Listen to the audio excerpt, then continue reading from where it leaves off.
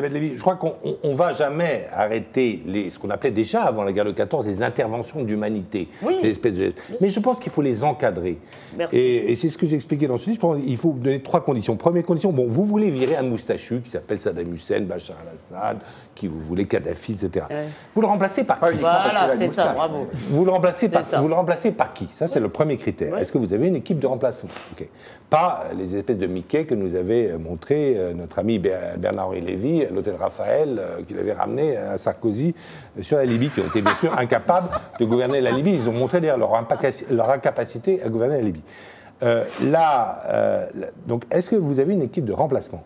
La deuxième question que vous avez, vous faites ça pour protéger les populations civiles. Vous le dites, vous obtenez l'autorisation de l'ONU au nom de la protection, du devoir de protection des populations civiles. Est-ce que vous pouvez simplement leur garantir que leur situation sera meilleure après l'intervention militaire qu'avant?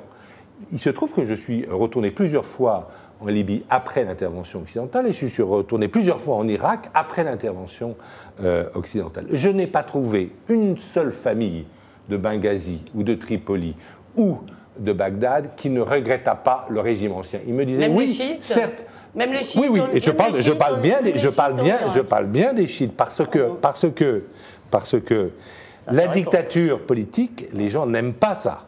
Mais il y a pire que la dictature, il y a l'anarchie. Il y a pire que l'anarchie, il y a la guerre civile. Effectivement, les familles chiites de Bagdad, elles ont peur maintenant d'envoyer leurs enfants à l'école. C'est le pire pour une famille.